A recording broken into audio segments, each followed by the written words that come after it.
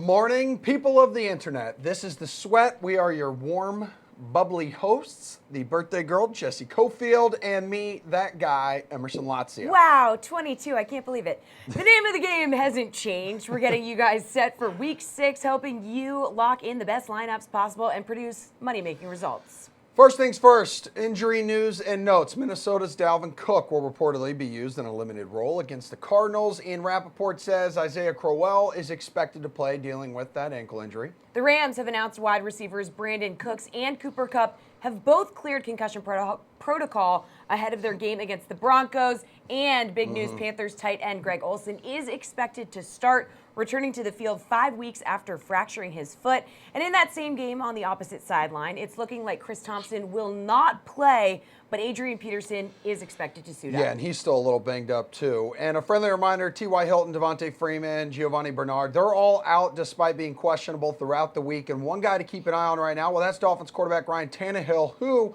has officially been ruled out now, which means it is going to be Brocktober in Miami. Brock Osweiler, gear up, bro. Oh, geez. Yes, I know. So let's bring in the DK Live duo of Jeff Ulrich and Greg Ehrenberg to get their reaction. Starting with, let's go Dalvin Cook, who's expected to play only half of the offensive snaps here, guys, against the bad Cardinals run defense. So how much do you consider playing this guy, Jeff? Not really at all. I mean, there's too much chance of re-injury, but also, I mean, they basically came out and said he's going to be limited. That just doesn't scream high fantasy upside, right, in any situation. It's too bad because this would be a prime matchup for Dalvin Cook, but you can't even really play Latavius Murray at this point either, because if Cook does start well, then it's just going to cut into his carries. It's just a situation to avoid personally. Yeah, I don't really have much else to say. I just don't think you can take the chance here this week. You consider playing Cook here, Greg? No, I don't think so. I have to agree with Jeff. And the other thing also is, even if Cook was out, I don't know how much trust I would have in Latavius Murray if there was no Dalvin Cook, because Murray hasn't played particularly well when Cook's been out. So I think there's other places we could go to and just avoid this situation. Okay. Greg, how cautious should you be plugging Cooks and Kupp into your lineup? They've cleared concussion protocol, but we all know that we're not sure what that means. Yeah, so I think they're both expected to play today. One thing I think could get people off this game is that the weather's supposed to be a little shaky, but the report now looks like the bad weather's actually come before the game. There's supposed to be a decent amount of snow, but it's supposed to kind of stop right before the game starts. So I actually think it's not a terrible spot for the Rams passing game. I think Goff's in a pretty good spot. I think Kupp and Cooks are both usable, and especially because it's a later game, potential bad weather, I think for GPPs, there's not going to be much ownership there. Jeff, you worried about the weather, maybe, those concussions at all? Yeah, I mean, definitely the weather is the bigger concern here for me than the concussions. It does look like it might clear up a little bit for game time. So, there is a possibility here. Look, it's just cold, right? It's not like players can't play in the cold. I mean, Jared Goff, I think, had one of his best games in bad weather in Tennessee last year. So this can happen still. I mean, you shouldn't just cross this game completely off. At the same time, we're taking a bit of a risk, right? Todd Gurley looks okay, but the receivers there, they're riskier. They're more boom or bust. I will say this. I like Brandon Cooks in this matchup. Pac-Man Jones is now out. It was a good matchup with Pac-Man Jones. Now he's going to get the backup to Pac-Man Jones. I think it's a good spot for Brandon Cooks. It's just a matter of how bad the weather is going to be. If the weather isn't that bad and they can get the deep ball going, I think this is a really good GPP spot for him. All right, guys, we all know how top-heavy this tight end group has been all season long. So you're playing Olsen if you've got him, right, Jeff? Greg Olsen? Yes. I mean, if you're season long and that's your guy, I mean, sure, stick him in this week. I don't really know. There just all depends on your waiver wire. I mean, I don't know who else is out there. You can trust Niles Paul or CJ Azuma might be a guy I'd actually play over Greg Olsen this week. But for DFS, I don't know. It's pretty risky. It's definitely going to get low ownership. It's not a bad price for Greg Olsen because we do know the type of player he is. He can put up 25, 30-point games in the right type of game environment. But I don't feel the need to go there this week personally. I feel like with McCaffrey there now, I just don't see him getting that many targets. So I'm not going there for DFS. Greg, do you go to Greg for DFS? Well, here's the issue I have with Greg Olsen. Jeff and I were talking about this earlier in the week. Olsen's already said that he needs to have foot surgery at the end of the season. So he's far from 100%. If he's going to need foot surgery, in a few weeks or whatever, a few months, whatever it ends up being, there's no way he's going to be healthy for the rest of the season. And we don't really know exactly what that means for his playing time, for his targets. Is he going to be playing the same amount of snaps? Are they going to be as willing to utilize him in the pass game? So for me, I'm going to take the situation as I'm going to not play him this week, but if he's really involved, then he's somebody I'll roster going forward. How much value does a banged-up Adrian Peterson have with Chris Thompson likely out, Greg? Yeah, so I actually think that for me, Capri Bibbs is a little bit more interesting of a target just because of his price point. And if you look at the way that the Redskins have used the running backs this year, it's actually been Thompson who's gotten most of the snaps. And I think that Bibbs is just going to go into the Thompson role. I don't think that they're all of a sudden going to use a banged-up Adrian Peterson a ton in the passing game. I think Bibbs at near min price, I think is a pretty sensible value option. What about you, Jeff? What do you think? Yeah, and you also have to look at the matchup. I mean, Carolina is not exactly a great matchup for a guy like Adrian Peterson. I mean, they're pretty good at stopping the run. So it makes sense just for Washington to use Capri Bibbs a little bit more, get him out in space. He's only 3K on the DK main slate. I mean, I think he's looking like a pretty good tournament target for that. I mean, at 9 points, what does he need? Like 3 catches and a few carries for some positive yards? It's not much. So to get up to 9 points, I'd much rather take a shot with that than Adrian Peterson, mainly because of matchup and also because, AP isn't 100% healthy either.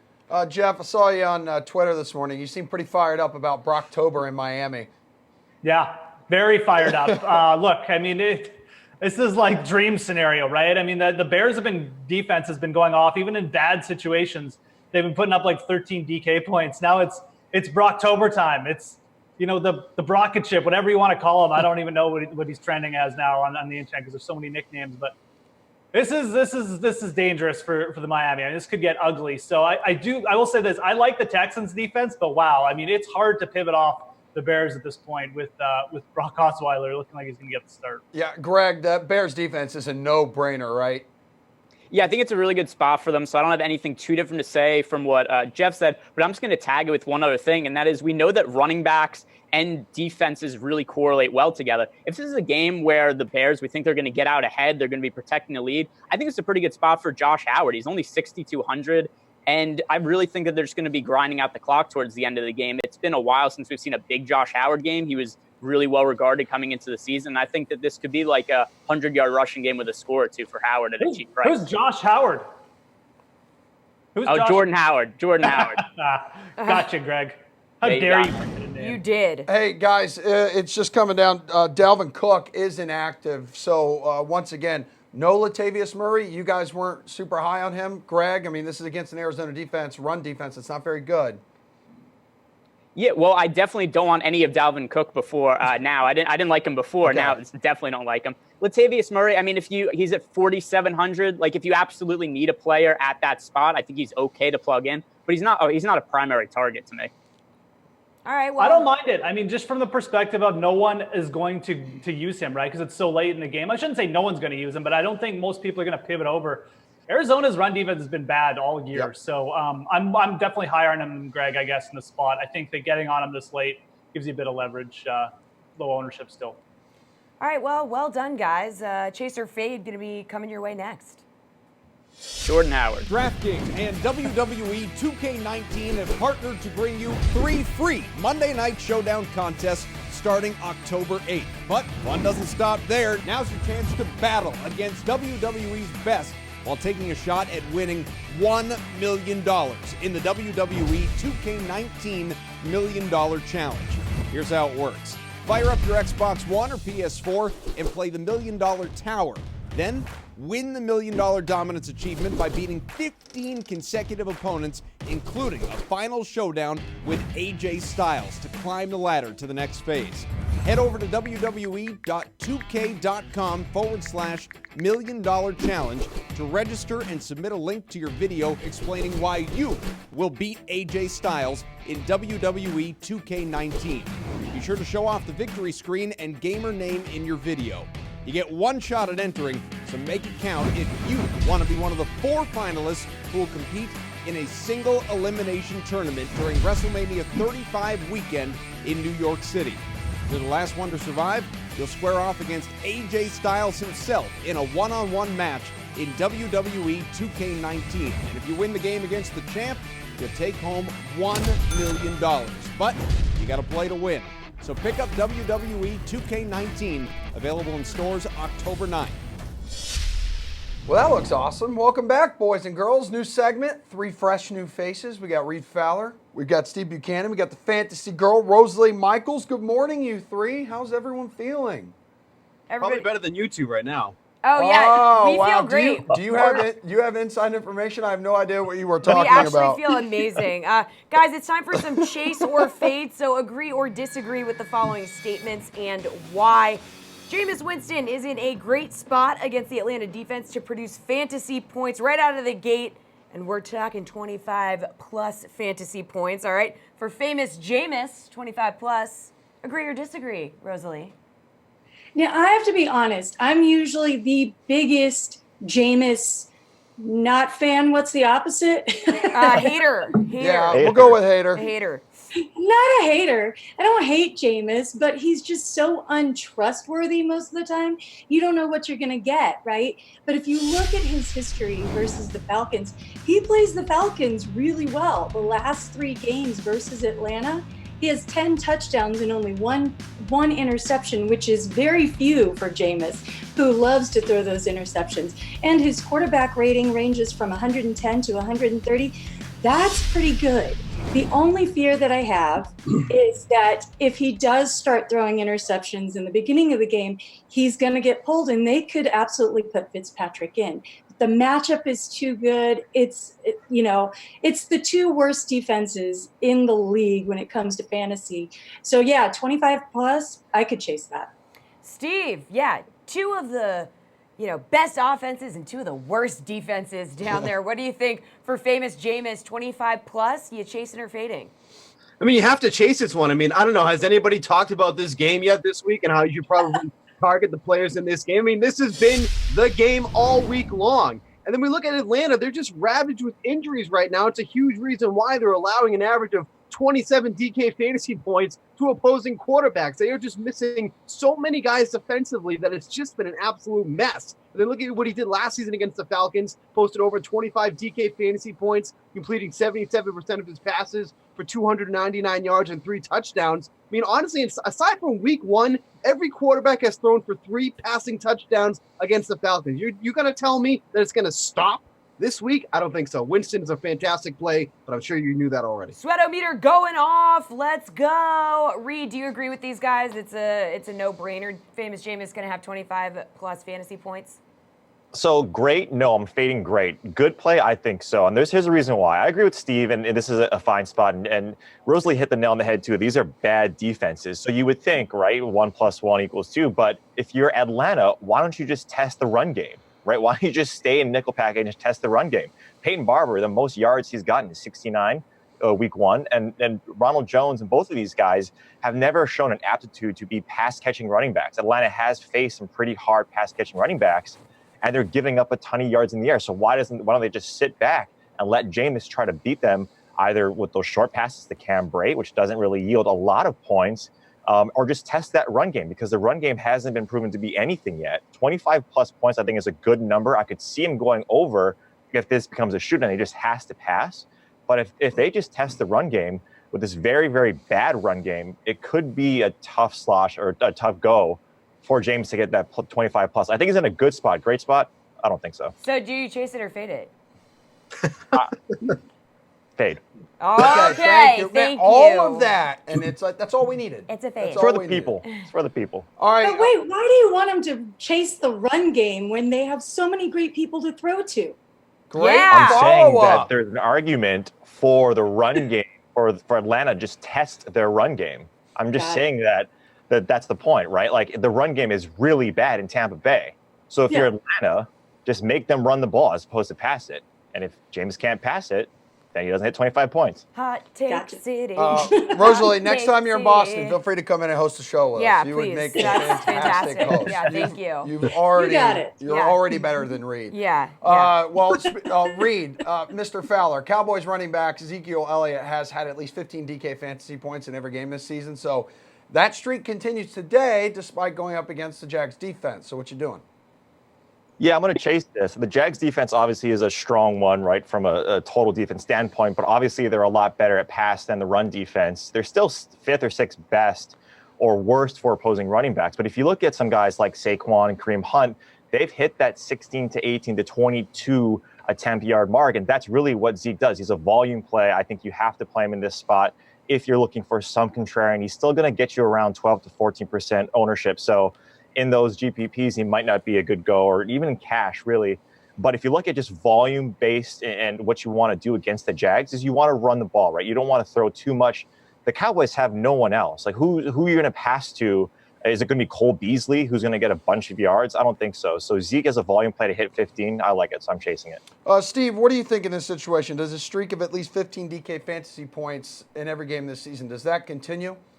I mean, if you think the Cowboys receivers have looked bad before, I mean, wait till this week. I mean, if there's a spot to target against the Jaguars, it has to be on the ground. They're allowing an average of 18 DK fantasy points a game this year, but that number's been a bit suppressed because they have matchups against the Titans and the Jets. I mean, aside from last week, the Jets really haven't had that strong of a run game. I don't even know what the hell the Titans have for a run game. All the other weeks, the running backs have averaged over 20 DK fantasy games in those games here. With Elliott, you're almost guaranteed 15 carries and, of course, some targets. And then in tournaments, I think he's a great play. You're not really hearing a lot of people talk about Elliott. We have Christian McCaffrey people looking at. Todd Gurley, if they're going to spend a lot, they're going to go up to that route. But Elliott is still down there. He runs to the 7K range. I think he's a great tournament play. How do you feel about Zeke Elliott? Fantasy Yeah, golf? I agree with the guys. You know, Steve was right. You know what? The Giants, the Titans, the Chiefs all went for over 100 yards. They play Zeke like crazy. The least amount of touches that he's had this year is 18, is the least amount. And Steve was talking about the Titans being bad. They actually gave up 150 rushing yards to the Titans. So if they can do that to the Titans, you know, they have a 68-yard touchdown that Saquon ripped off against them. Kareem Hunt and Mahomes both had rushing touchdowns against them. So, yeah, it's the Zeke show. That's all that Dallas has, sadly. And so they're going to run him. They're going to run him a lot. And, 15 points I think is easy for him, even against the Jags. All right, guys, Vikings stud wide receiver Adam Thielen is the first player in NFL history to put up 5 straight games with at least 110 receiving yards to start a season. He makes it 6 straight today against Arizona. Steve, what do you think? Thielen has quickly become my favorite leverage play of the week. He's going to avoid Patrick Peterson a lot. Thielen runs the majority of his snaps out of the slot, and Peterson rarely travels to that slot. I mean, Budda Baker has been covering the slot the majority of the time. He's allowed 20 receptions on 24 targets for 227 yards, and that's before this game with Thielen. And Thielen's just going to add on to that. I mean, they're just getting absolutely roasted in this spot, but the perceived matchup for Thielen is so bad. And then when you look at the game, like with the Bucs and the Falcons and all the high receivers people are going to be targeting there, Thielen is going to have almost no ownership this week. He's one of my favorite plays on the slate overall, and he's going to be overlooked so much. So I absolutely love Thielen. I think he's going to smash in this spot. Rosalie, what do you think? I mean, he's got that connection with Kirk Cousins. He's been producing. Do you chase or Yeah, the amount of targets that he's getting is insane. Obviously, we've talked about that. And we have to remember, I mean, Steve was mentioning Budda Baker. Budda Baker is actually questionable. The Cardinals' defense is really banged up right now, and it's unsure if a number of defensive players are going to go today, including Budda Baker, Trey Boston, Kim Dichie, you know, all the big guys that we count on out here in the desert to take care of a situation that they've not been great at to begin with. So, you know what? The Cardinals have let up over 300 passing yards to both the Rams and the 49ers. I think this is easy for Thielen today. Reed, what do you think? Do you agree with these guys? Yeah, I mean, when you look at this entire defense, like Rosalie hit it, and she has the finger on the pulse out there. I mean, their whole defense is really bad. Like, they're trying to trade Deion Buchanan, who is their best coverage linebacker. Hassan Reddick is someone that finally saw some snaps last week. He should be the guy there, but he just hasn't played enough. So when you take a look at what they really give up, it's running backs who they give up the most DK fantasy points to, but also the receivers are doing really well. We saw Brandon Cooks go off for 157 yards against these guys. They're shuffling their secondary. The Trey Boston and these guys are playing down. Their base defense is with 3 secondary guys, and of course they're hurt because they're playing 100% of the snaps every single game, and they're out on the field for 90% of the time. So when you look at that entire defense, they're really hurt. They can't really pressure the quarterback as well as we thought they would, especially with Chandler Jones. So I'm a little worried, but Thielen, yeah, lock him in for 100 plus. All right, dude, let's take some questions coming in on the social media, Facebook and YouTube. Reed, with cold, snowy weather in Denver, would you rather use Philip Lindsay or you got Chris Carson in London? That's right. You got the Raiders and Seahawks in London today. Yeah, Carson for me is a play. Like the Raiders give up a ton of attempts, and if you want to slow them down, right? The Raiders give up a ton of points everywhere. So if you have Chris Carson, he's I believe $4,400. You're going to save some price there. I'd rather go there. All right, how about this, Steve? Cup, Sanders, or Lockett in the flex, non-PPR? I'm probably going to go Lockett because they've been burned downfield by those pass attempts. So I think Lockett's in a good spot here. The only thing with Kupp is just I worry about the concussion and how much they're going to use him. And the bad weather is right there too. Sanders, I can't trust anybody with Case Keenum at this point. Hey, Rosalie, Christopher Krewald wants to know, is Chris Godwin a good play? Well, again, everybody in that Atlanta-Tampa Bay game is a good play, right? So, yeah. If you're going to target a game, that's the game to target. And I like those number 3 receivers in that game because those are the sneaky little plays. They're a little less expensive, and they could probably get you a touchdown. There's going to be a lot of touchdowns in that game. Give me some. A lot of All touchdowns. right. We like touchdowns Yes, around we here. do. We like points. All right, that'll do it for now, friends. We're updating you on some possible inactives right after this. Pat Mayo here with an exciting new way to heat up your Sundays this football season. DraftKings has teamed up with Buffalo Wild Wings to bring you a fantasy experience like no other. Blazin Fantasy Football, a new free game only available inside Buffalo Wild Wings restaurants. Want to win free wings for a year, game tickets, Buffalo Wild Wings gift cards, or Blazin Rewards points? Here's how. Head to Buffalo Wild Wings, download the Blazin Rewards app, and join. Already a member? Not a problem. Just log in and fire up the app. Click or tap the Blazin Fantasy Football icon, join a contest, draft your lineup, and get ready to compete against rivals in all Buffalo Wild Wings restaurants. Blaze your way up the leaderboard by drafting who you think will be the top 8 players, including kickers. Best part? You've got a chance to really rack up the score with your Blazin pick. It's worth double points, so choose wisely. Don't just wing it. Draft your team in one of Sunday's 4 contests before each half of the 1 p.m. and 4 p.m. Eastern games. Then, grab some wings, sit back, and watch your team light up the leaderboard. Come back every Sunday for new contests each week. DraftKings and Buffalo Wild Wings, the right stack for Sundays. Good morning, everyone. We're happy to have you back, but you may not be happy to know that Ryan Tannehill, he is officially out for Miami. That's going to be Brock Osweiler under center for them. Good luck against the Bears. Chris Thompson is likely to miss today's game, giving the full reins to Adrian Peterson. You got another guy who's out of here. Yeah, Dalvin Cook officially inactive for the day. Greg Olsen returns for the Panthers, and Brandon Cooks and Cooper Kupp are expected to play for the Rams today in a snowy Mile High against the Broncos. Oh, I'm not ready for snow. Yeah. All right, let's bring in the man, the myth, the absolute legend, Pat Mayo, who has more right now in the must-plays for today. Take it away, my man. Hey, what's going on, everyone? Pat Mayo here in the PME studios with Gary and Thorne. Hello. If you missed our show from 10 a.m. to 11:30 a.m. Eastern Time on the DraftKings YouTube channel, I know what's wrong with you. Give your head a shake. Go back and check it out right now and smash the like button. Always goes a long way. We're going to hit a few questions here at the end, but let's talk Latavius Murray. I just updated my rankings up on DKPlaybook.com. I slot him at number 15. It's a great matchup. Unless you think CJ Ham or Boone is going to come in and steal all of his work, then I know he was in this spot earlier this year against the Bills, and it was awful. But we can give him another shot, right? Look, the math checks out. If you're looking for a matchup in which a team has funneled carries to opposing running backs, it would be the Arizona Cardinals. They're up over 30 per game on average through 5 games so far this season. I mean, I personally am not exceedingly high on Latavius Murray's ceiling. I think having him 15 is not a mistake. I think his floor is exceedingly high. Well, we talked about Murray versus like Jordan Howard. I would play Murray. I'd rather have Howard. I just don't know how many times Howard's going to touch the ball. I mean, really, when you look at how the Vikings have utilized their offense without Dalvin Cook, they seem more than fine to just pass the ball on 3 of every 4 downs, because that's exactly what they've done when Latavius Murray is in these games. But although I do like Arizona to keep this game somewhat close, they are gigantic favorites here. And this is a script which would lead itself to more running. And I don't know what's going to happen with the Bears offense. I just don't. Yeah. It's so unpredictable. I don't know which receivers should be starting. I don't know which running back should be starting. At least with Murray, you know it's going to be him.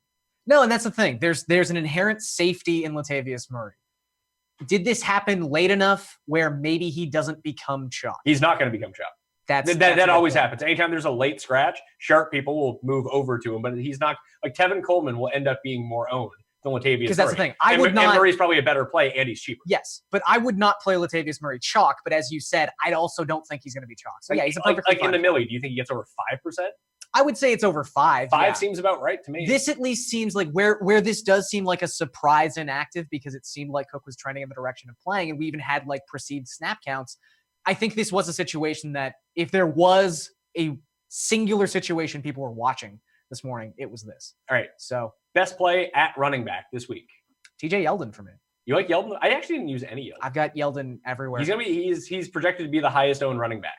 And I'm okay with that. I think he's everything you just said with Dalvin Cook, but with a much higher ceiling. I look at someone who even before. Oh, his ceiling better be higher. He's like $2,000 more. I think it's justified. I'd rather go up and pay for Zeke, to be perfectly honest with you. That's fine. I just think where Yeldon was already so hyper-utilized in the passing game, and that was really the only thing that Corey Grant was taken away from him. I mean, Yeldon came into this week as the 6th most often used running back in terms of snap counts on passing downs. I just don't see where else they're going in this game. Like, realistically, what do we think Jamal Charles sees the field for? 12 snaps? Yeah, 10 snaps? I'm not really sorry. It's not that I think Yeldon's a bad play. I think he's a good play. It's super chalky. I understand that, but this is chalk I'm willing to eat. Like, I have hyper confidence in TJ If Yeldon. I can't get up to Gurley, which is pretty tough. That's understandable. Although you can now with Murray. Like that's going to be a very popular combination, I think. Sure, Murray, even like Bibbs. We've talked about Bibbs. Yeah, Bibbs and Ito Smith are kind of the two punts if you want to use those. I would say Bibbs is less of a punt for me than Ito Smith is. Maybe, but Ronald Jones is there at $3,800 as well. That is also true. Like those are all the savings guys. Like you don't need to concern yourself with like Bilal Powell or Philip Lindsay or those guys. The $4,500 tier is not really something you have to like that entire $4,000 tier. Latavius Murray is now the play in that range. Yes.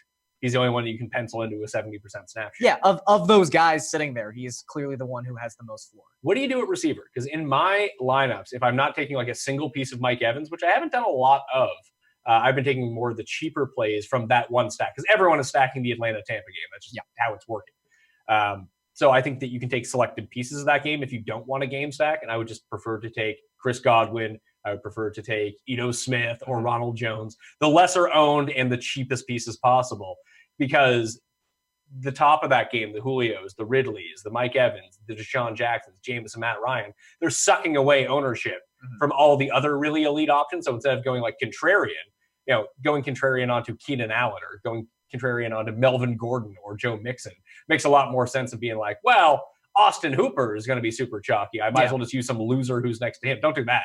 Yeah. You don't need to use Austin Hooper. You can use Vance down there. You can use Njoku down there. Uzomah's down there. Although Uzomah might come in at like 17%. I think it's been played up a little bit this week. So yeah, I would be surprised to see him up over 15% just because of how tight end ownership can fluctuate. I like Juju as my top end wide receiver. I think Juju's a great play. I also think that where you're talking about in that tier where you'd like to have exposure to some of these guys whose ownership is lower than their talent value because so much is being siphoned to that Tampa Bay Atlanta game. Another game we've talked about that we very much like the total for, and that total to go over is Indianapolis, New York. I really like Chester Rogers. I think that where we've seen him get so much of the volume in these games, 22 targets across his last 2 games, and Buster Screen, who is bad. It's one of those weird situations where I'm almost upset that Screen isn't active for this game, but you'd have to think unless, not that the Jets coaching staff just couldn't be incompetent, but if Screen is that bad, the guy behind Screen conceivably is even worse. They have been unable to cover the middle of the field so far this season. And I think that's primarily where Rodgers operates. I think he's in a really good spot. And that $4,500 salary really does open you up to use those top end wide receivers not named Mike Evans and Julio Jones. Well, this still kind of goes to this question that Mo asked. Crabtree, Kiki, Rodgers, Gabriel, like that range of $4,700 and below at receiver. Like it's probably Rodgers. I would say Godwin is a part of that mix. Sure, I like Godwin too. Callaway, Moncrief are sort of like off the radar options that have present a lot of upside, like considerable downside. Definitely not safe. I guess I'll throw in Maurice Harris too at $3,000. Like if you really want to punt at wide receiver, he's going to be on the field a lot. He's going to be utilized down the field. And like they said, the air yards match Josh Doxson's, and he's played 1 game. Yeah. So without Jameis Crowder, like that's a nice value that's opened up. But with Murray coming in, you don't need as much value anymore. If you want to go like Coleman Murray, it's huge savings compared to what we were looking at earlier in the week, where it's like, oh, you got to play Melvin Gordon and James Conner. Now you have nothing left. It's true. So you don't need to hit that range all that much. Would you play Godwin or Rodgers in a 0.5 PPR? It's probably Rodgers. I would still play right? Rodgers, yeah. But all the upside rests with Chris Godwin in that situation. Yeah. Again, we talked about his red zone usage is very, very different when Ryan Fitzpatrick is in the game as opposed to Jameis Winston. So I'm still curious to see how that plays out. Crowell, Brown, or Calvin Ridley? I think I'd play John Brown. John Brown. John Brown's a big favorite of ours today. I'm using a lot of John Brown. He's a favorite, but it just seems like everyone's questioning their usage of John Brown. Well, it's because he had 14 targets last week. He didn't do anything with them. I'm just still 14 targets. The 14 targets is what really gets me. It's just difference. Like there's, let's say hypothetically, like Pierre Garçon got 12 targets last week. None of were as high leverage or at the quality of the target that John Brown got. There's no problems with John Brown. Okay, last one before we throw back to the guys in Boston. With Croft out and O.J. Howard in, would you play Uzomah over Brate? I could see it. I think I would. Just because there's who's competing for snaps there. Like Uzomah's going to be on the field for 85, 90% of the snaps. So Uzomah it is. All right, you can check out all my rankings up on DKPlaybook.com. And Gary, and you'll be back a little bit later on the swap. That's it for me. Always, you can follow me on Twitter at the PME. Follow Gary at Gary and Thorne. Back. You guys in the studio. Thanks. I like Sriracha, by the way. Yeah, I love that Sriracha shirt. I need to get one of those. Thanks, guys. We appreciate it. Now here's Brendan Glasheen, Adam Mancuda, and Adam Levitan with some Papa John's deliciousness. How we doing, everybody? I'm Brendan Glasheen, along with DK Live's Adam Levitan and Adam Mancuda of Phantom Sports. They're here to help you make your pick for DraftKings Team Pick'em, presented by Papa John's. You get 25% off any regular menu price orders by using the promo code DK25. All right, we're targeting 3 games in Week 6 with interesting storylines. Adams, first up, Chargers at Browns. LA has won 2 straight, while Cleveland looks for back-to-back wins after beating a division rival. Levy, you first. Chargers have scored at least 23 points in all 5 games. Do they keep it going and top the Browns? Oh, I don't think so. I mean, this Browns defense is no joke, extremely talented at all 3 levels. And the biggest concern for me with the Chargers is the continuing deterioration of their defense. I know they played really well against Derek Carr and those guys in Week 5, but man, no Joey Bosa has such a big impact, and all Baker Mayfield does is put up big numbers and move the ball. So at home in front of the dog pound, I think the Browns get it done. Mancuda, do Baker's Browns keep up with the LA offense? No, and that's where my concern really is Baker Mayfield forcing the issue and trying to keep up with the Chargers. I had the same concern in Week 5 when Blake Bortles went into Kansas City and thinking that he had to keep pace in Arrowhead. Again, he's playing at home, Baker Mayfield, and he's put up those numbers. But to me, the Chargers are going to be able to score against that Browns defense for as well as they have played. But look, they just shut down a Ravens team, which we know how bad Flacco is in terms of his consistency. Phillip Rivers is much more consistent. They have a much better ground game with Gordon. They have a much better receiver in Keenan Allen. So to me, they're going to be able to score on the Browns a little bit. I'm worried about Mayfield keeping up and thinking in his head, much like he did in that national semifinal game last year against Georgia, that he's going to have to force some throws and make some mistakes. So to me, I like the Chargers going on the road in this one. All right, our next matchup, Mitch Trubisky and the Bears are coming off their bye week and head down to Miami to play the Dolphins. Mancuda, back to you. Trubisky went off against Tampa a few weeks ago. Does the bye cause a setback, or is Chicago in a good spot? Yeah, that's the one thing about this pick where I'm going to go with the Bears that concerns me is that they had all that momentum against the coming off that Buccaneers win that was really impressive with the 6 touchdowns from Trubisky. But I do think it gave them another week in that new system from Matt Nagy to really get more comfortable. They've seen what's happened with the Dolphins the last 2 weeks, getting blown out by Brady and then really falling apart and blowing that game this past week in Cincinnati. So to me, I think the Bears in that defense are going to stifle Tannehill. You know, they still don't really know what's going on with that running game. Drake was terrible for 2 weeks. Now he had a good week in Week 5. I don't buy the Dolphins at all. I think they're a fraud team in the AFC. I like the defense traveling on the road with Khalil Mack. I think Trubisky makes enough plays, and I think that he has enough weapons on that offense with Robinson, Burton, Cohen, and Howard to make enough plays in Miami and get the win. Levy, the Fins have any shot? Yeah, I think so. I mean, Miami was up 17-3 in the 4th quarter at Cincinnati. If they hang on to that game, and I know it's a big if, but they just completely imploded on some really fluky plays. If they hang on to that game, people are thinking about the Dolphins very differently. I don't think they're good by any stretch, but I don't think the Bears are good by any stretch either. And the Dolphins have consistently been far, far, far better at home. And honestly, I don't think that Mitch Trubisky is any kind of upgrade on Ryan Tannehill. So I'll go ahead and stick with the Dolphins here at home. And finally, Sunday Night Football in Foxborough. The 5-0 Chiefs take on the Patriots. Should be a good one. Matchup speaks for itself. Levy, who you got? Yeah, if there were no names on the back of the Patriots jerseys, I mean, this would be a huge favorite for the Chiefs. I know they have Brady. I know they have Belichick. That makes a big difference. I know the offense has gotten some pieces together, but still the talent on the Chiefs side of the ball, particularly offensively, is just so great compared to what New England is putting out there. So I don't see how the Patriots are going to stop Patrick Mahomes. And yeah, we've seen Tom Brady play really well lately. I mean, that was the perfect spot against the Colts last week, who were missing at least 7 starters. So I think the Chiefs go on the road here and get a win. I know you love Brady, Mancuda, but who's winning this football game? You know, I love Brady. You got the jersey hanging behind me, and, you know, the typical homer pick would go Pats, and I do think the Pats are going to win this game, and there are a few reasons why. The Chiefs have had 2 straight games, the Monday nighter against Denver and the game against Jacksonville, where they had to really get up for that game. A lot of eyes on those games. How is Mahomes going to do in Mile High? How's Mahomes going to do against that Jaguars defense? To do it 3 weeks in a row is asking a lot of a second-year quarterback. The other piece to this is Belichick and Brady and that team have an extra 3 days on them in terms of preparation, playing on Thursday night, now playing Sunday night. You know, they had those extra Friday, Saturday, Sunday days to get prepped and ready. And then Mahomes going on the road into Foxborough at night.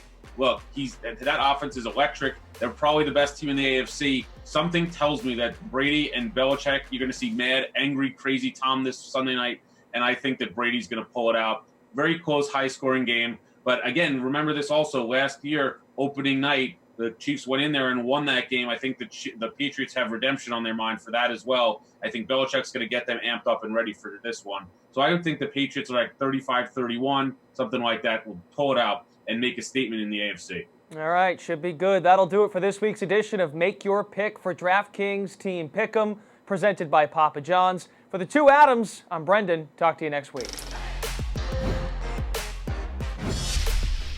All right, guys, we got some injury updates for you here real quick. Devontae Parker, following his second 2-game absence this season for the Dolphins, he is active, but let's keep in mind it's going to be Brock Osweiler throwing him the football, so Chicago defense. Keep that in mind. Yes, that's very important. October. Isaiah Crowell was questionable. He's officially active. Redskins wide receiver Jamison Crowder, he's out. Josh Doxson, though, active. Chris Thompson, out. Adrian Peterson, active.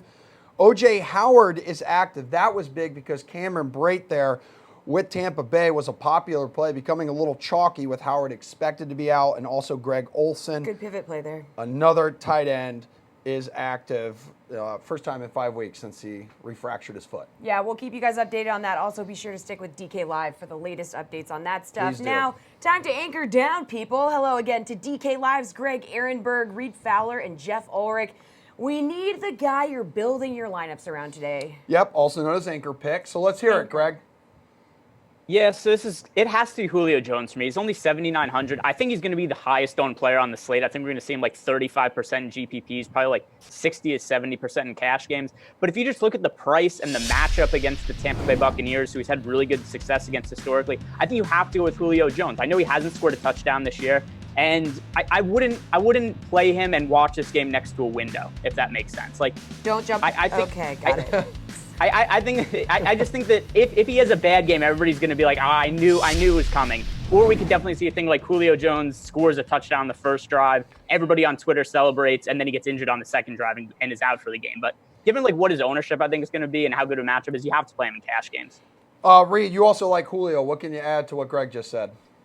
Yeah, I mean, all those things are true except for the window comment. Don't just close the window. Yeah. No, but like he's saying, like if there's a spot for Julio to quote unquote get back into the good graces of all of us, score a touchdown, it's here. He's got 10 touchdowns against the Bucs. It's most.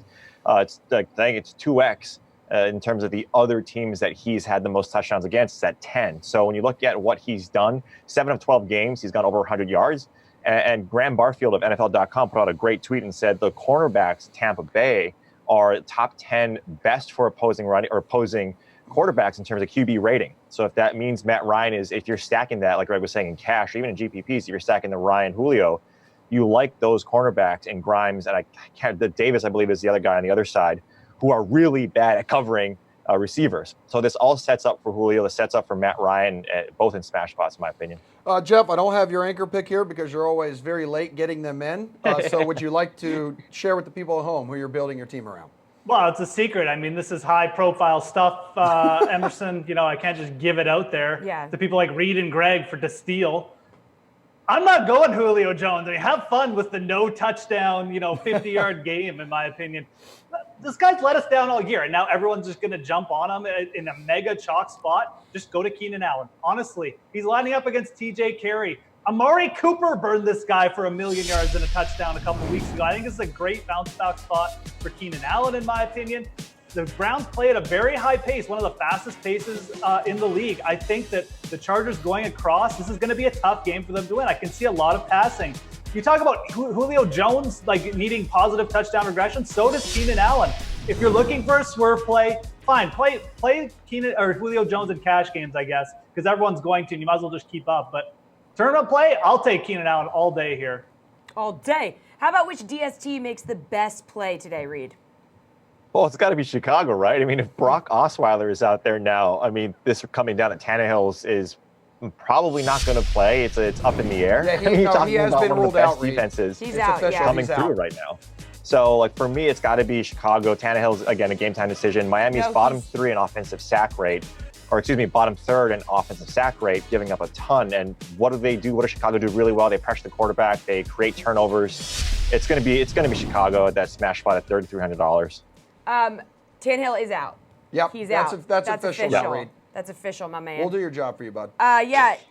Jeff, what do you think? Are you also going to go with everybody else choosing the Bears? I mean, I'm not going to pile on the Bears. I'm going to go with my pick that I had before Tannehill got ruled out. Look, again, play the Bears in cash games. They're a little bit cheap. I like the Texans for paying up in a tournament spot. Josh Allen's terrible. He's terrible, people. I don't think people realize quite how terrible he is. Now he has to go on the road against Jadeveon Clowney, J.J. Watt. I mean, Houston hasn't been the greatest at generating fantasy points so far. But again, a lot of DST fantasy points, it's, getting the right bounces in the right spots. I think Houston's going to have a lot of chances to get those right bounces in the right spots this week. This is a letdown spot for Buffalo as well, coming off the big home win. I think the Texans defense is in a fantastic upside spot. And for tournaments, I would especially try to pay up the extra $200 over the Bears, which most people are going to be using, and quite rightfully so. I'm not saying the Bears are a bad play at all because, look, it's Brock Lobster, right? So. Yeah, it's bad. Greg, you also like the Texans. Yeah, well, some of us submit our picks ahead of time for production purposes, unlike Jeff. So I put in the Texans before I knew that Ryan Tannehill wasn't going to be starting at quarterback for the Dolphins. With that said, I still really do like this spot for the Texans. I thought Jeff made some good points. And then also, just to add on to that, the Bills' offense has been historically terrible this year. I understand that it's Brock Osweiler starting for the Dolphins, but look at what Josh Allen and the Bills' offense has done this year. They're last in offense in a DVOA offense by a lot. The difference between them and the second to worst team, which is the Cardinals, is the same difference between the Chiefs and the Raiders. So there's a ridiculous drop-off in just how terrible they've been this year. So I think the Texans have a lot of upside and makes sense. All right, let me get this straight. We all think that Josh Allen is worse than Brock Osweiler. Yeah. I think it's possible. I think it's close. The same Josh Allen that beat the Vikings. Yeah, well, how about this? He didn't beat the Vikings. The Vikings turned the ball over 4 times. He got the ball on 20-yard line. Jeff thinks the Vikings are a bad defense, so it's okay. But Brock Osweiler's never been the quarterback of an offense. It's been as bad as what the Bills' offense is right now, and it's only been a few games for Josh Allen. He is the reason why offenses are bad. It's Brock Osweiler. That's not true. as bad as this Bills' offense. Oh, we'll see. All right, I like it. Well, before we say goodbye to Reed and Greg here, a couple questions. Reed, Brian Heidel would like to know Greg Olsen or Brait's PPR. Keep in mind, O.J. Howard is active now.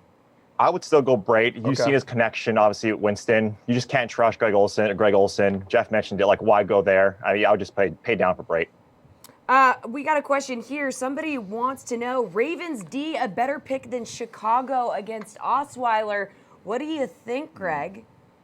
Yeah, I would still go with the Bears defense here. I know that I said that I prefer the Texans a little bit to the Bears, but it's still the Bears are easily the second best defensive play for me on the slate. If not, it's like 1A and 1B. I probably wouldn't even really consider anybody else at defense.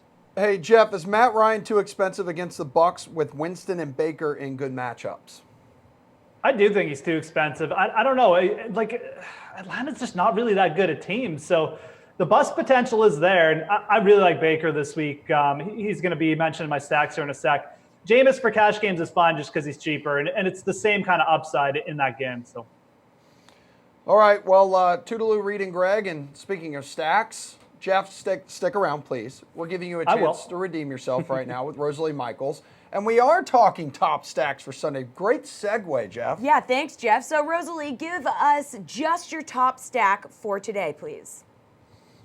Yeah, I heard Jeff just slam it, but I don't know how you don't go for it.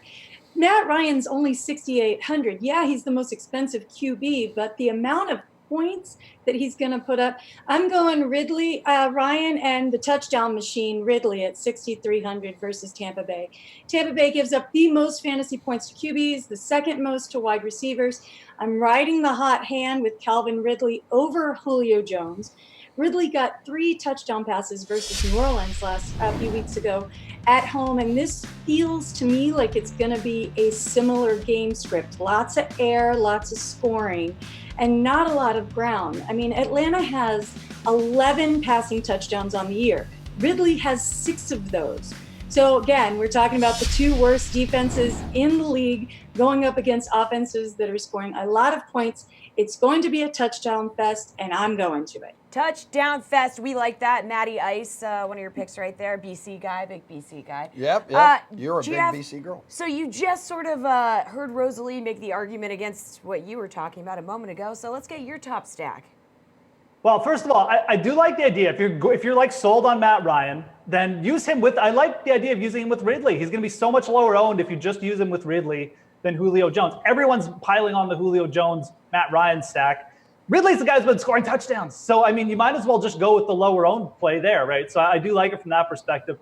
I'm going to a different game that's going to have way lower ownership. I'm going to the Chargers and the Browns. I mentioned the Browns' pace of play earlier in the season. They've been involved in some shootouts in certain spots. Baker Mayfield is producing. He hasn't quite had that huge breakout game yet because of a few drops, a few like just little game flow things that just worked against him. This is a spot, though, where he might have to fire it up the entire game to keep up with Phillip Rivers.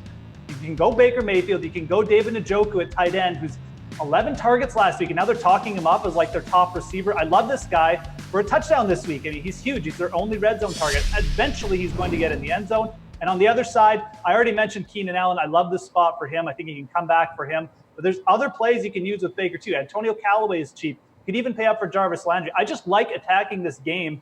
You can get lower ownership, and I think the shootout potential is a lot higher than people think. All right, Jeff. Well, where there's a main stack, there's a contrarian stack. So who are you going with here? Yeah, I mean, I think the other game that might get a little bit overlooked is the Cincy-Pittsburgh game. I think a lot of people are just expecting the Bengals to fall here, but I don't really know if I see that. I mean, they're at home. They've played pretty well, and it's just their offense has been clicking all year. So why not go with Dalton CJ Azuma? Azuma's only 3K. He's got all the snaps now. Dalton's worked tight ends well over his career, and Azuma's got a pretty good profile as far as a pass catcher goes. Like he's got height, he's got pretty good agility for his size too. So I like pairing those two. I think coming back with Juju Smith-Schuster on the other side makes some sense. Will Jackson probably going to be shadowing Antonio Brown. Smith-Schuster, working in the slot more. That's kind of been where the Bengals have been a bit more vulnerable. So I like coming back with him as a bit of a cheaper option. And I'll even throw in, I think you can even play Joe Mixon with Andy Dalton just because Mixon works so well in the pass game if you want to go like the super 3-man Bengal stack. All right, Rosalie, what do you think here? What's your contrarian stack? What's a stack that could be overlooked today in your opinion? Yeah, I agree with Jeff there. I love that Cincinnati and Pittsburgh game as well. And I love Dalton along with Boyd. He was actually one of my choices for the top stack. The contrarian here, I'm going Homer, which I normally don't. But I really like Rosen and Kirk versus Minnesota. Now, I know. Talk about the contrarian, right? I mean, Rosen is 4,700. Kirk is 4,200. They have this connection that's really, really good. Christian Kirk is Josh Rosen's Larry Fitzgerald. He's getting the targets. He's getting the attention. They're good friends. They're getting along quite well, and you're seeing it on the field. Yeah, the Cardinals are averaging 13 points per game, but Minnesota is actually giving up 26 points per game and the 6th most fantasy points to QBs. I think Rosen starts to find his groove a little bit there in Minnesota. And with that trust factor with Kirk, this could be an interesting 2 to 3 touchdown game for Josh Rosen and Christian Kirk. You guys just were talking about the Pittsburgh-Cincinnati game. So Anthony Watson is asking on Facebook, Rosalie, I'll send this one to you. Start Big Ben or Andy Dalton this week? Oh, gosh. I know. Can't go wrong with either of those, right? I think I'm going Dalton, though. You know what? Pittsburgh gives up the 2nd most fantasy points to QBs. The Bengals are number 3 in terms of passing touchdowns this year, so I'm going Dalton over Big Ben. Okay, perfect opportunity to go to Jeff. Yeah. Jeff, do you think you would go with Big Ben or Andy Dalton? I would lean slightly Dalton, Okay. but I do think both of these guys could be in a high volume spot. A lot of it's going to come down to, I hate to qualify, but just pure game flow, like who gets out in front, I think is going to dictate who has the bigger day passing. But I would lean slightly Dalton, yeah. All right, good stuff as always, guys. Steve Buchanan is here to fight people when the sweat returns.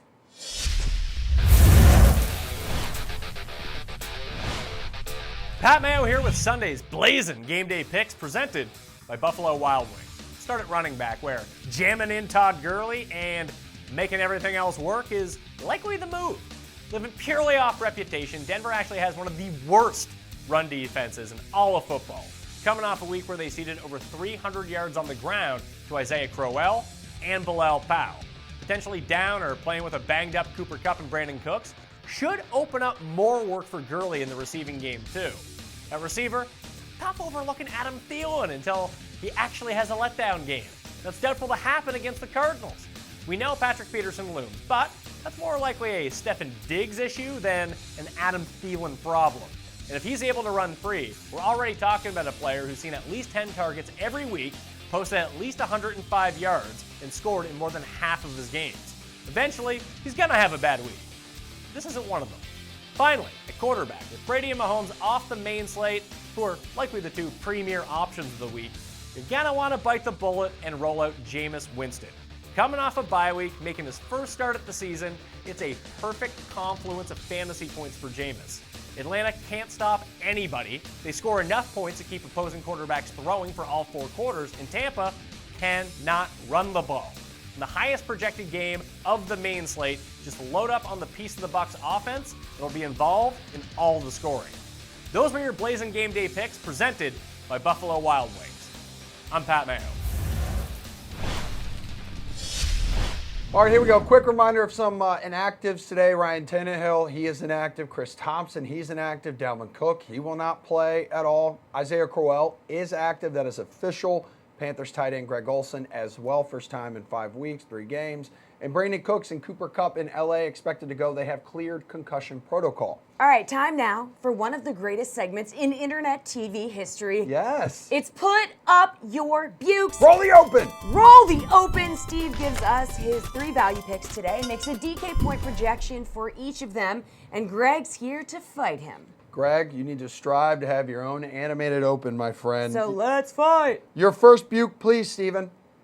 Yeah, I'm going to go with Jordy Nelson for 17 DK fantasy points. I really haven't heard a lot of chatter about Jordy at all this week. Over the last 3 weeks, averaging just under 5.5 targets per game. He's been getting some looks in the red zone, which obviously would help his case if he can end up getting a score here. But look, the Seahawks really aren't that strong against opposing wide receivers. They've been scored upon every week this season. They've seen over 110 receiving yards in all but 1 week on the year thus far. I think Nelson can be a really sneaky tournament play this week as well, because in that price range, a lot of people are going to be looking at Chester Rogers, and rightfully so, but Nelson gives you another $400 salary savings in that spot. So I think Nelson could be a good play here this week. Greg, how do you feel about 17 DK fantasy points for Jordy Nelson? Yeah, Steve, what year is this? Like, you're surprised nobody's talking about Jordy Nelson. Like, and it's like, oh, he's averaging 5.5 targets per game, as if that's some great accomplishment.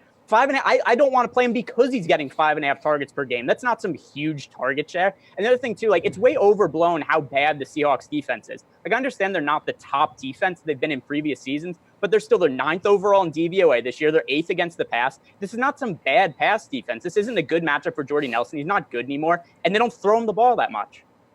Wow, Steve. Looks like. Well, that was an okay rebuttal. I'd give that a 4 on a scale of 1 to 10, so that wasn't too bad. So okay, Greg, not bad for your first one. I mean, at least Julian's not here. No, man. Yeah, well, that's a positive for all of us. Steve hates Julian. Slate approved. All right, tell me why you like John Brown, bud. Yeah, John Brown for 14 DK fantasy points. They actually might be on the low side. I actually regretted that after I sent that in. But look, this is, again, I think this is supposed to be more of a perceived tougher matchup against the Titans than it really is. Brown's just been peppered with targets, almost 9 last week. Again, at this point, he's getting a good amount of their red zone targets as well. And although he's only scored twice. But look, he's going to be getting Malcolm Butler today. Butler has been literally one of the worst cornerbacks in all of football. He's allowed the most fantasy points to opposing wide receivers. So eat that, Jalen Mills. Maybe you're not so bad after all. I mean, just matchup-wise, this has got to be a huge spot for Brown here. I love him in this spot. Only 5,500. Not going to kill you in salary either. So John Brown. So all that considered here, Greg, John Brown, 5,500. Steve's calling 14 DK fantasy points. How confident are you he can do that? Yeah, I hate to agree with Steve, and it's not the point of the segment, but he set the total too low here, especially because Brown averages 16 DraftKings points per game.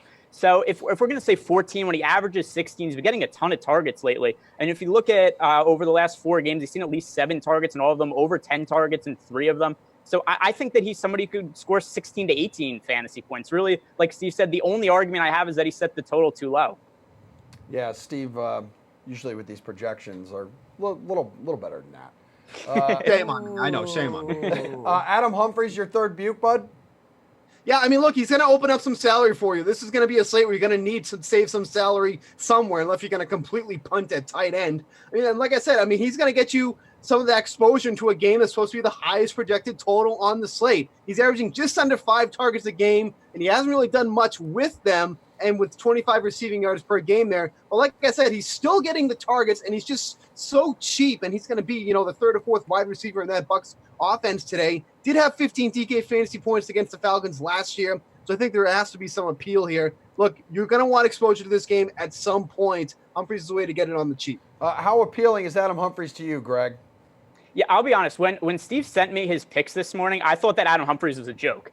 Like, I can't believe that he actually had Adam Humphries as a pick. Like, Steve opened his argument for Adam Humphries is they don't throw him the ball very much. He doesn't do much with his targets. That is the worst argument I've ever heard as wide a roster somebody in DFS. I guess you didn't listen to the rest, but that's okay. Well, he's like their 7th. He's like their 7th target in the passing game right now. They've got both the tight ends are active. He's the 4th wide receiver. Like, if I want to use a cheap wide receiver from the Bucs, I'm going to go with Chris Godwin. Godwin has 6 targets inside the 10-yard line this year. He has 3 targets at the goal line. He gets a ton of usage in the red zone. Like, there's a better chance that he's going to get more targets inside the 20-yard line than Humphries didn't get for the entire game. Steven, that's a pretty doggone good pushback there by Greg. I give it a 5. Wow, which is better than a 4 for your first buke. Guys, while we have you here, I'm on Facebook. Jesse's checking out questions coming in on YouTube. Let me ask you this, Steven, because this man's name is Steve. Oh, Steve nice. Roth wants to know, is Ryan Grant a good cheap receiver for the day? I think there's other ones. Yeah, like I said, I mentioned Chester Rogers. I don't think he's a bad play there. I don't mind Grant, but I haven't really been on him at all for today. So I would probably look other. I think Chester Rogers, he's going to have the ownership, but I think he's one of the better values on the slate. Okay. Greg, PPR, Kuti or Nelson? Well, I'm going to have to go with Kuti here, especially because I just kind of poo-pooed on Jordy Nelson. Yeah, that's why I wanted to ask. Yeah. But Kuti has actually played very well this year. He's been getting a lot of targets in the passing game. I think that he's a safer target than Jordy Nelson and with more upside. Steve, you just mentioned Chester Rogers, how much you like him. How about Rogers or Anunwa in PPR? That's a question from Michael McCullough. Rogers, not even close. Okay. Greg, flex position, full PPR, Deshaun Jackson or Chester Rogers? Lots of Chester Rogers left today. Yeah, lots. Just play Rogers. Play Rogers. Everybody, play Rogers. Yeah, so I'm going to say Rodgers also, but is this just going to be every question we get? It's Rodgers or somebody else? That's why I said just play Rogers. No more Yeah. Rogers questions. Just play them. All right, guys. All right. Tyler Boyd or Cooper Kupp here? Greg. Not Rodgers. So I'm going to go with Cooper Kupp. I know there are a little bit concerns about the weather and the concussion, but still, the Broncos' defense has not been great this year. It does look like the snow is going to stop prior to the game, so I think this should be a good spot for Kupp. All right, thanks, guys. We got another fancy animated open for our next segment, too. Thorn in My Side is next. Welcome to $1 Million Picks presented by Roman. ED meds prescribed online, delivered to your door at GetRoman.com. I'm Adam Kaufman. We're looking at Sunday's main slate with one goal in mind. Flash that cash, baby. Our $1 Million panel is here. Reed Fowler and Adam Levitan, a couple of smart guys, I think. Reed, who are you looking at for your $1 million impact this weekend? Yeah, main slate, absolutely. You're looking at Julio Jones, number one, going against the Buccaneers. Like, he has the most career touchdowns against any team. It's the Tampa Bay Buccaneers. He's got 10 so far. And if you look at his targets, he's seen double-digit targets a bunch against the Bucs. They can't stop him. We've seen him go off for 12 receptions, 253 yards, and 2 touchdowns against these guys. The Bucs still haven't done anything in the secondary, so he's my first one. Second one is John Brown. He saw 14 targets against the Browns last week. Didn't really convert, but he's still getting a ton of targets. He's top 10 in targets so far. He goes up against a Tennessee defense, allowing 40 DK fantasy points around their 2 opposing receivers. And he's someone that Flacco loves. He's top 10 again in targets, and he's number 1 in air yards. So if you like that matchup, I think he's a good pivot play as well. Yeah, I think 2 really good wide receivers in good matchups. You can certainly never go wrong with that. I'm going to start with another wide receiver in Jarvis Landry, and I want to be high on this Browns offense and Baker Mayfield before everybody else gets there. And I know the Chargers defense played really well last week. That was at home against Derek Carr and the Raiders. Now those Raiders have to go on the road to the dog pound. We know that Jarvis Landry in the slot will avoid Casey Hayward, which I think will be important, and generate even more volume his way. And then a little bit more off the board, I'm going to go Chris Godwin, and I'm looking for exposure to this Bucs offense with Jameis back. I know a lot of people are going to play Cam Brate, and I know a lot of people are going to play Mike Evans and Deshaun Jackson, but Chris Godwin is an underrated talent and a guy who sees a lot of opportunity despite having his snaps somewhat limited. So shout out to Penn State, and I'll go with Chris Godwin. Yeah, check that Atlanta game. It's a nice one. All right, that's our $1 million panel. Levy will let you go work on those moves for the dunk contest. We will see you again next week. Our $1 million picks presented by Roman. ED meds prescribed online, delivered to your door at GetRoman.com. In a world filled with so much hate, one man stands the test of time and hates even harder. Gary and Thorn in Thorn in My Side. Oh, yeah. Run the animation. Look at that. Oh, man. All right. Oh, man. Oh, man. It's hot in here. Oh, man. So Garion, as you can see, is here to give us his 3 biggest fades, 3 guys he just hates. Steve, you're going to do what he can to, convince us why we should not be drinking the haterade. Your first Thorn, please, Garion. Yeah, ever the pessimist. I'm going to say Ben Roethlisberger. I have no shares of Roethlisberger in any lineups today. And really, when you look at the game log so far this season, as high volume and as successful as he has been in 2018, he's only been under these conditions. A 1 p.m. road game one other time this season, and it's by far his worst start of the year. And it's not just 2018. We can go back 5 full seasons. His last 22 starts on the road at 1 o'clock. He has been a top 10 quarterback that week, just 2 of those 22 games. He has thrown more than 2 touchdowns just 5 times in those 22 games. I'm not saying you have to avoid the Steelers entirely. I think with Roethlisberger's volume, there's enough for a receiver, whether it be Juju, whether it be Antonio Brown. I like James Conner. But Ben himself, I don't think you can trust him at that price point. There are like 7 quarterbacks I'd rather play. Just so much more. He's not even my favorite quarterback in this game in particular. So I'm not touching Ben Roethlisberger today. Yeah, Steve, he also sort of mentioned on Tuesday to the press, he's been mentioning a little bit about his elbow. Then he tried to kind of downplay it the next day. Oh, he's always hurt. Yeah, so what do you true. think, Steve? I mean, $6,500. Do you agree here with Garion? The only thing is that I think Ben will have to throw a lot in this game. I mean, that's definitely going to be the opportunities there. And the Bengals haven't been that great against opposing quarterbacks. With that said, I also have 0 shares of him this week. I mean, I think he makes sense in a GPP, but I'm just not high on him at all. I mean, Gary nailed it when he said there's so many other quarterback plays that I would rather play in. I mean, 6,500 is just a really bad price point on him this week, especially with everybody else around him. I mean, play Matt Ryan, $300 more. You want to go down to Dalton, $200 less. I mean, it just takes so much more sense to avoid Ben in this spot. Like Gary said too, I mean, he nailed this segment here. I like Juju. I don't mind that at all. Antonio Brown, I'm not as high on, but I like Juju's in a good spot. Connor's in a good spot, but Ben, I just, no thanks. Nope. No yeah, thanks. The Bengals have scored 30.6 points per game, forcing their opponents to really just and I'll say this chuck it. In an earlier segment too, both Jeff and also Rosalie, the fantasy girl, they both prefer Dalton over Big Ben as well. Yeah, so you're not alone, Gary. Wow, that is some high praise, Gary and Steve. Just being like, you really like nailed this segment. I've never even heard that. I just feel so loved right now. You got great. You got the chills, baby. Calm down. Oh, okay. My cold heart is growing 3 sizes right now. Maybe I won't have to be so negative next week. Who knows? Might change the segment. Hot take. Hot take. But like Steve just said, not so fast. So let's get your second thorn and see if it goes as well as the first one.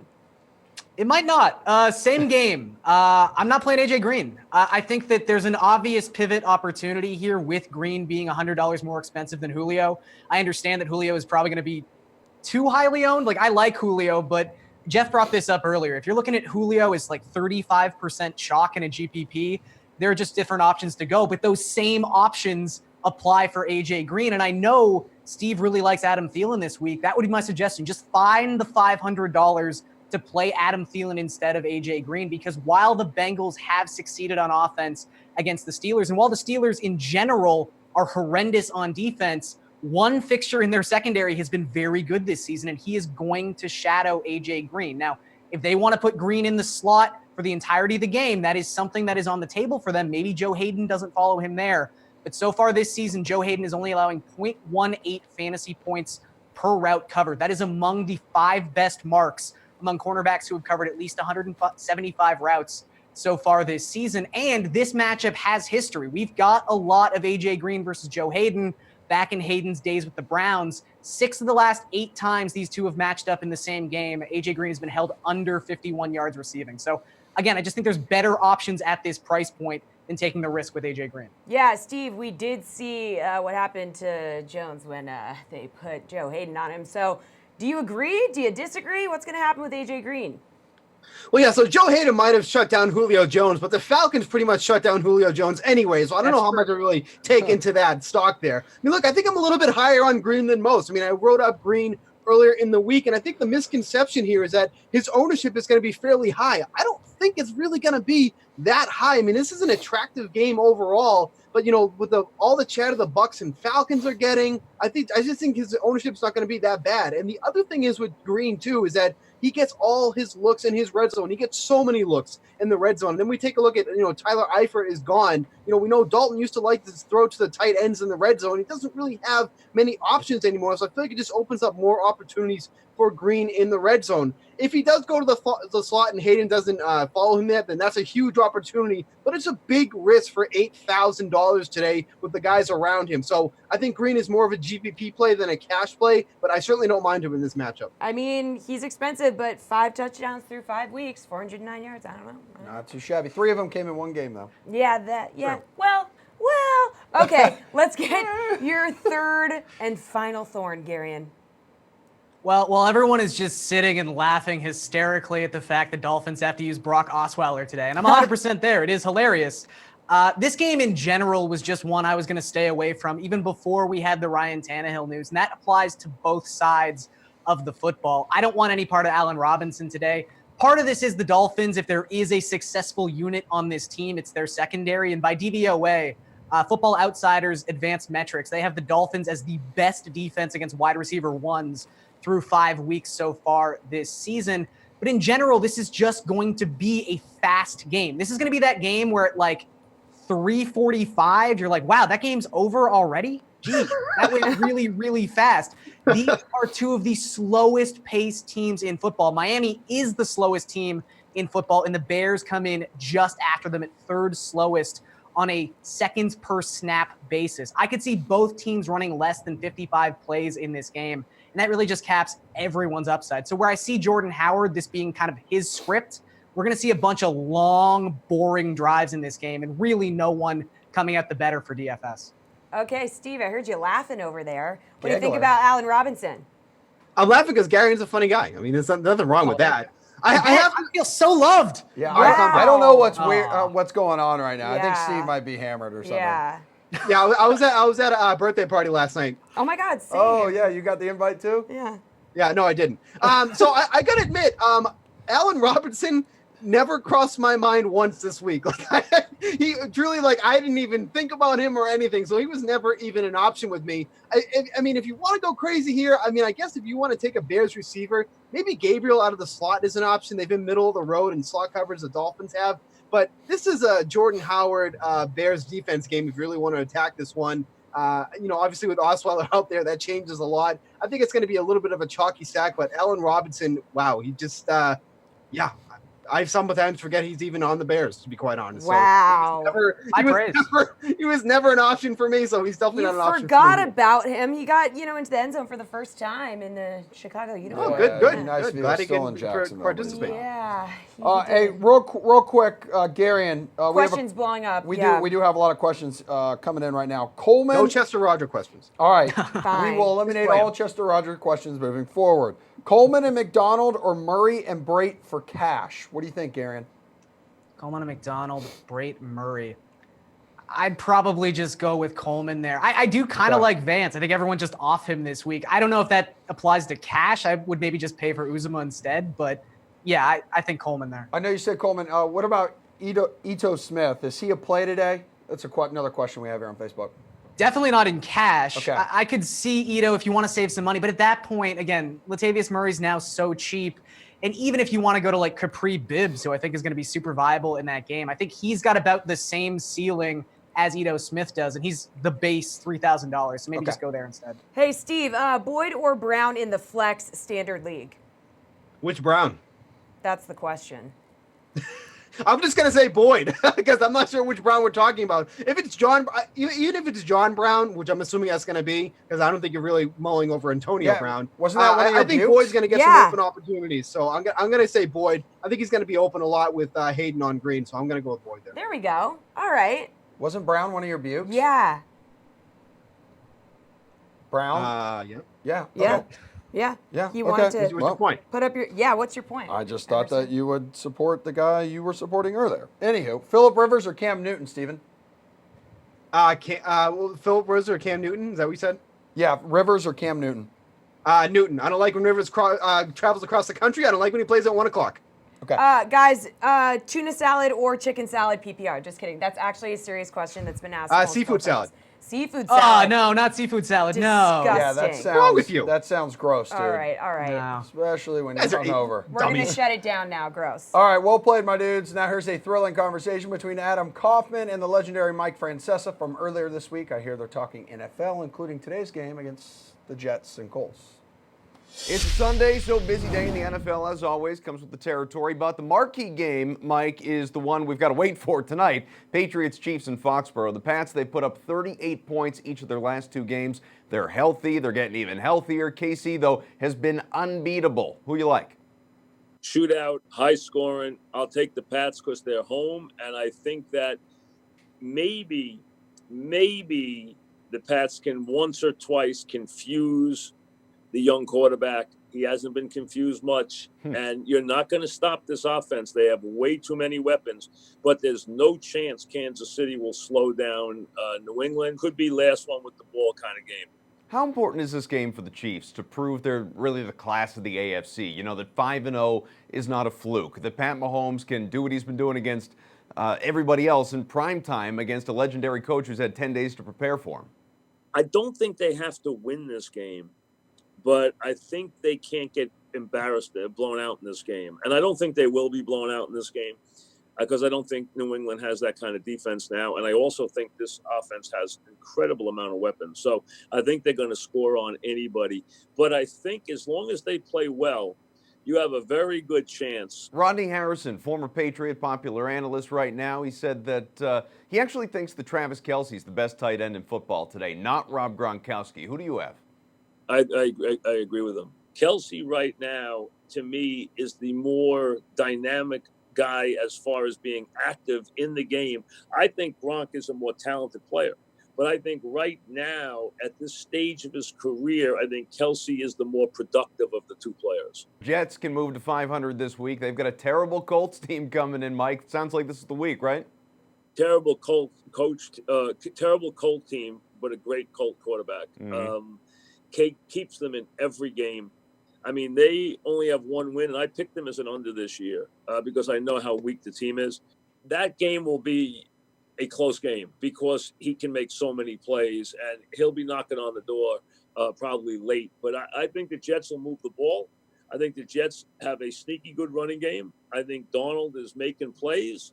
I think he's doing some good things. And the best thing you can do to a young quarterback is give him a good running game. That's the best thing you can do because then he can operate on second and short and third and short. And second and short and third and short makes everybody look smart. Coaches, coordinators, quarterbacks, makes everybody look good. Sam Darnold, Baker Mayfield, Patrick Mahomes, Josh Allen, Josh Rosen, Deshaun Watson. They all won last week, first and second year QBs. Are we entering a special era with quarterbacks?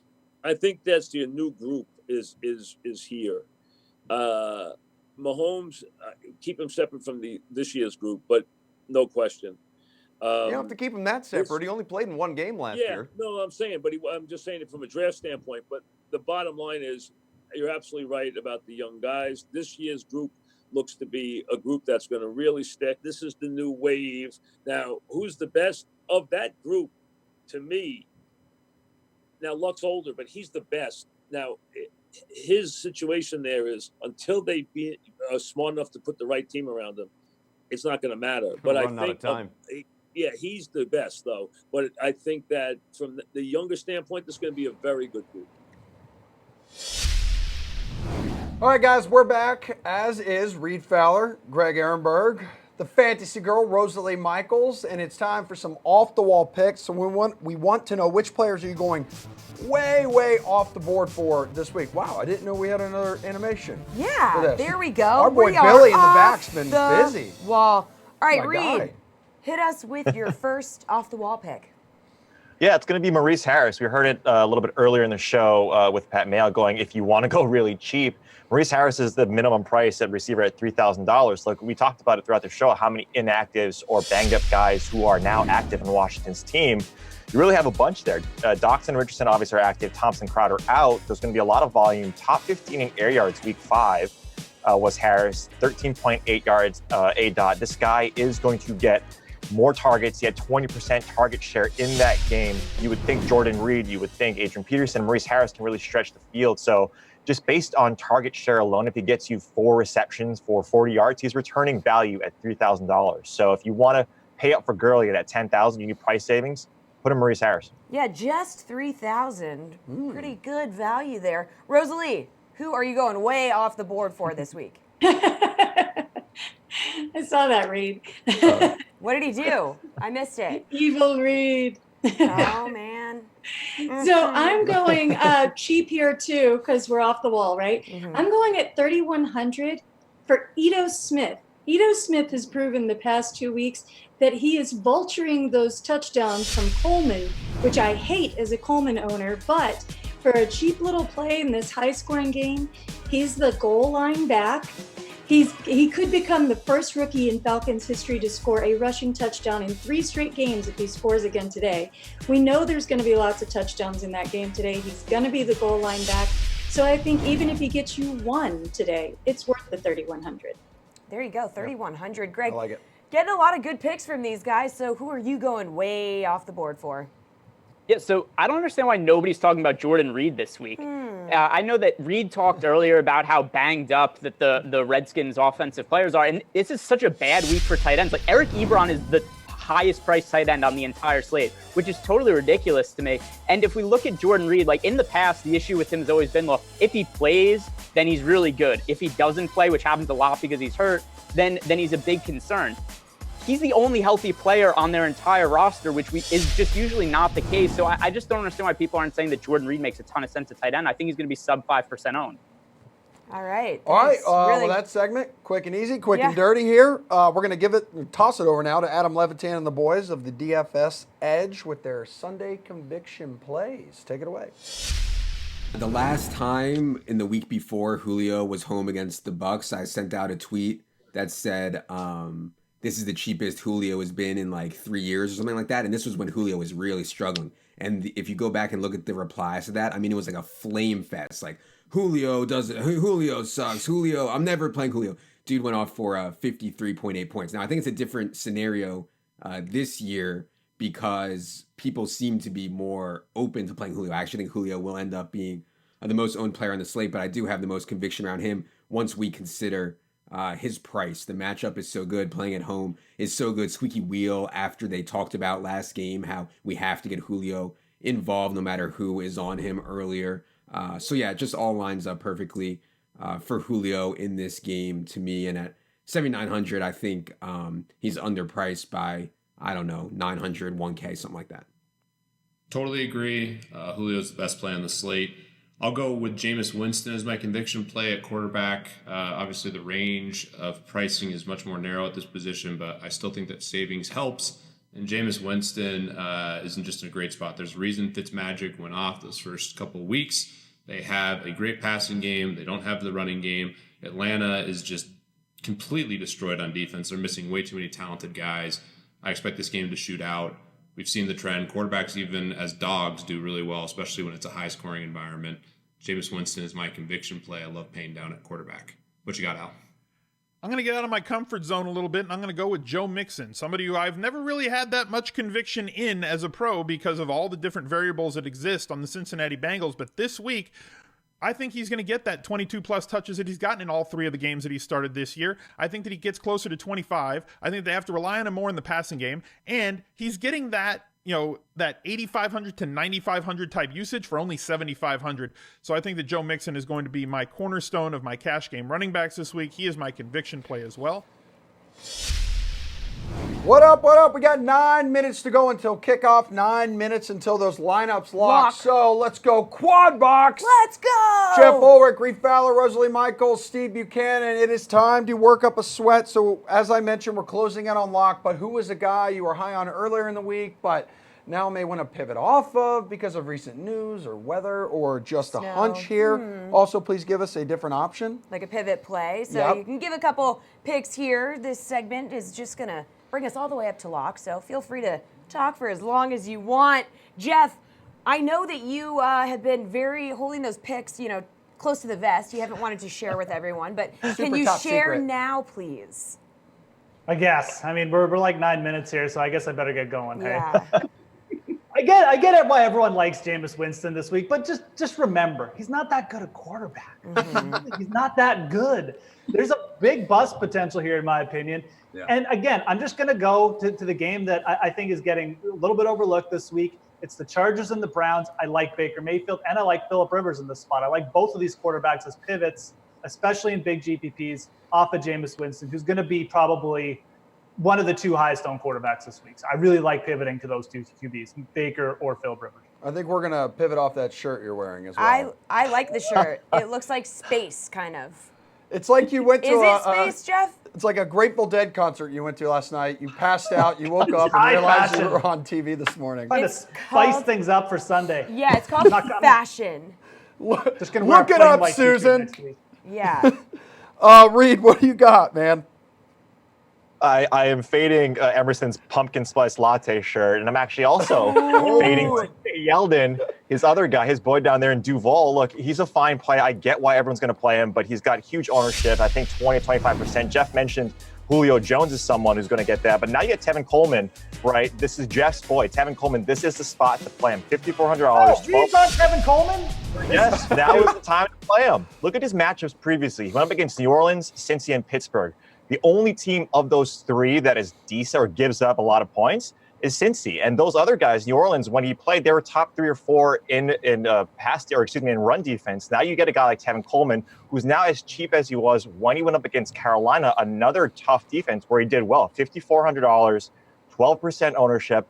I know Ito Smith is out there, but this is a spot. Look at that matchup. It's prime. He's going to be around, like I said, that 10, 12% ownership. This is a spot to play Tevin Coleman. 18 attempts, right? He's getting targets, high-end RB2 targets. And so if you like this matchup, I'm actually going with Jeff's boy, Tevin Coleman. All right, Rosalie. Okay, I'm sorry to interlude, Go but ahead. Reed is the Falcon Whisperer. Tevin Coleman's the week. touchdowns this week. It's just Peak lock of it the in. week. All right. Peak of the You'll week. get your own segment here soon, Reed. Yeah, it's going to be amazing. Rosalie, please hit us with your picks. This is really interesting because now this is because I'm actually pivoting off of Tevin Coleman. Nice. I love Tevin Coleman. Freeman's out again, and so a lot of people are going. And so it seems like it should be a good situation for him, right? I've been targeting the Atlanta and Tampa Bay game all day long. But you know what? At 5,400, he's averaging. I've been a Tevin Coleman fan for years. He's not doing as well this year. I'm not liking what I'm seeing out of him this year. Normally he's a beast. But like I said before, Ito Smith vulturing those touchdowns at the goal line, that bothers me.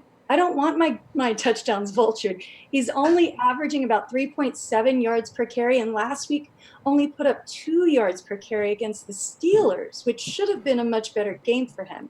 So I'm pivoting to Tariq Cohen. I know that everybody's on Jordan Howard here, but he's got 4,600, getting about 13.5 fantasy points per game. So he's getting more than Tevin Coleman and had that huge week, obviously, last week against Tampa Bay. He's against Miami this week, giving up the 6th most fantasy points to running backs. We're seeing Nagy start to see the benefit of Tariq. I think we're going to see a little bit of Jordan Howard, but I think that we're also going to be seeing some Tariq Cohen. And let's not forget, he can run back punts as well. So they're giving up some big, long touchdown returns there in Miami. And so I like Tariq Cohen. So confused right now. Yeah. Are fighting. You know what? Now you guys are starting to think maybe you should be pivoting. Oh my gosh. Yeah, you just got to pay. You got to pay attention. Steve, tell me what to do, quick. Yeah. Keep on wearing that shirt, Jeff. Don't let Emerson bully you out. Keep on wearing that shirt. I like it. Stop it, Dad. Go ahead, Steve. I miss hearing your voice. Please talk. Usually people do. I mean, this is more of a sentiment than anything.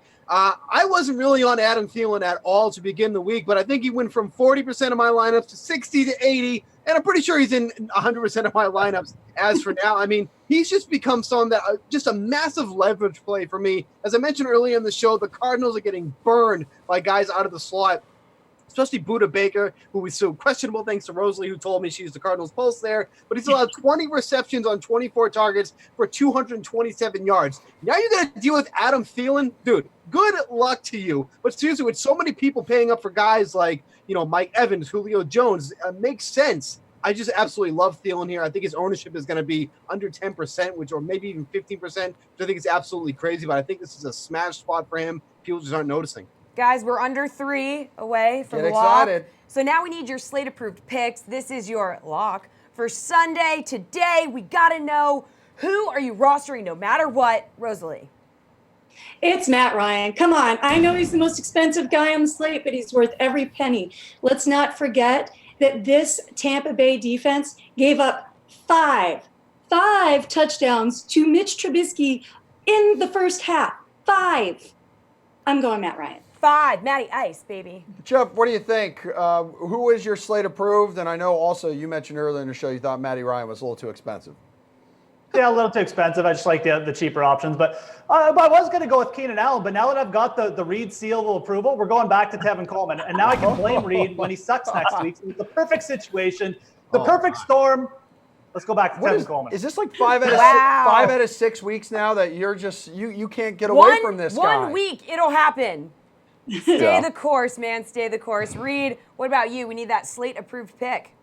Mine's Tony Finau. No, I'm just kidding. Oh. It's going to be It's going to be Melvin Gordon. Obviously, Julio's in a prime spot, but Melvin Gordon, Jeff mentioned it, and I was going to actually give Jeff a compliment here that I agree with him. This is a perfect leverage spot in that game. I think Cleveland and the Chargers, no one's looking at the game. Everyone's talking about Atlanta, even that Cincy, Pittsburgh game, and even Indy and the Jets. So those 3 games are being talked up. I think Gordon's in a prime spot, 24 DK fantasy points as a floor. I think they really use him out of the backfield, especially in the pass game. Cleveland is giving up quite a bit. They're top 10 for opposing running back. So give me Gordon. All right, Steve, cap us off, Big Daddy. Adam Thielen. Ooh. Okay. Well, that Why? makes sense. He's having a historic season right now. Would you like to add anything else, or just your he's great. Yeah, All right. is that Perfect, it? Steve. Really? He is a good dude. He's got good hands. Can I just say, Buda Baker has never said anything mean about me or been disrespectful. He's a total gentleman, but he will get burned today. Oh. And Patrick Peterson. There's reports that the Cardinals are open to trading Patrick Peterson, Yep. Deion Buchanan, Hassan Reddick.